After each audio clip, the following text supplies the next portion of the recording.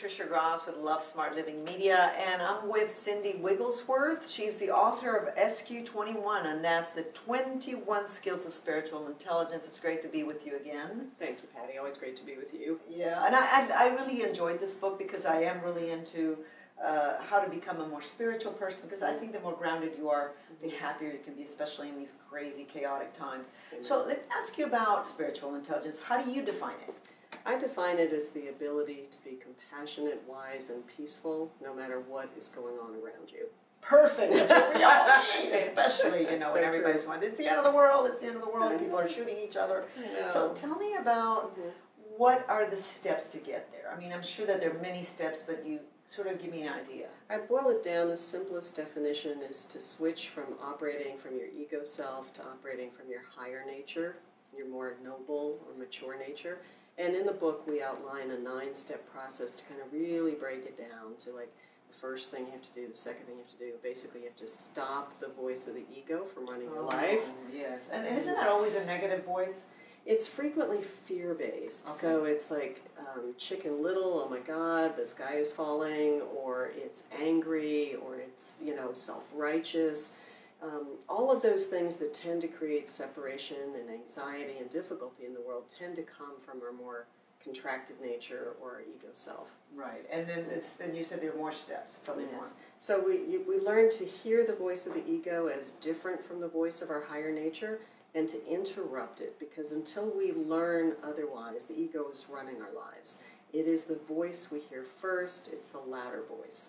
So we have to learn to recognize it, and then stop it and say, wait a minute, there's another way to think about this situation, there's another way for me to be.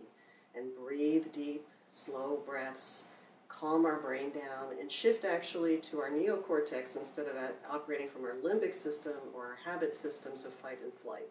Right, fight and flight is definitely ego-based. Why should people read this book? I think it's very appropriate that you came up with this book now, in these times. I think it's been the missing intelligence. We have, for many, many decades, been emphasizing IQ, which is the cognitive intelligences we think of as left brain. Mathematical, logical kinds of intelligences. Fabulous intelligences. They make a great difference in the world. They have brought us medicine and science and all kinds of breakthroughs. But the next intelligence, which Daniel Goleman and Richard Boyatsa shared with us, was emotional intelligence, which is the ability to understand emotions, read other people's, understand my own, navigate the interpersonal territory.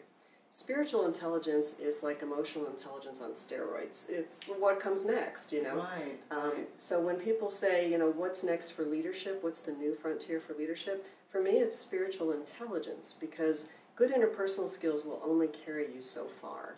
People who develop SQ tend to develop a calmer, wiser perspective. Their horizons are expanded so they can take in more information, and they can hear multiple perspectives and hold them simultaneously and reach more nuanced decisions, more elegant decisions than we can when we're stuck in either or thinking. Tell me about what are some of the characteristics of a spiritually intelligent person? Initially, I was looking for spiritual exemplars and saying what distinguishes the people that are typically held up, the Nelson Mandelas, the Gandhis, Martin Luther Kings, the Dalai Lama, Jesus. What distinguishes them from a highly emotionally intelligent person? Because they're smart and they've got EQ, but there's more. And one of the most important distinguishing characteristics, I think, is profound humility. Interesting. Why is it that humility is so important to become more spiritual?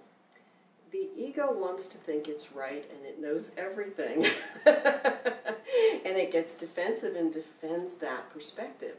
The humbler perspective says, I really don't know the whole story here, and I will never know the whole story. I will never know everything that's going on inside of you, or inside of, people who are shooting up schools or doing horrible things.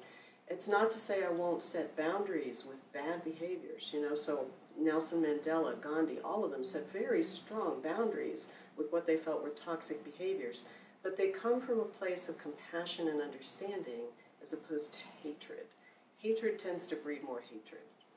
Humility tends to allow you to see the other with love and to understand, there but for the grace of God, go I. I too could be doing that behavior had I that person's biology, that person's upbringing, that person's life conditions. And your behavior's not okay, you know, so we can set boundaries. Yeah. Excellent, excellent. Tell me what you would like to achieve with this book. My goal is to do for spiritual intelligence what has already happened for emotional intelligence. The founders and creators of that idea, which include, in most people's consciousness, are most aware of Daniel Goleman and Richard Boyatzis, but there are many. If they were to all leave the planet today, emotional intelligence as a concept will be here because it is so deeply ingrained in our collective understanding. The research is going on. My wish for SQ is a similar launch. We needed someone to put a stake in the ground, say here are 21 skills. They're very concrete, they're very specific.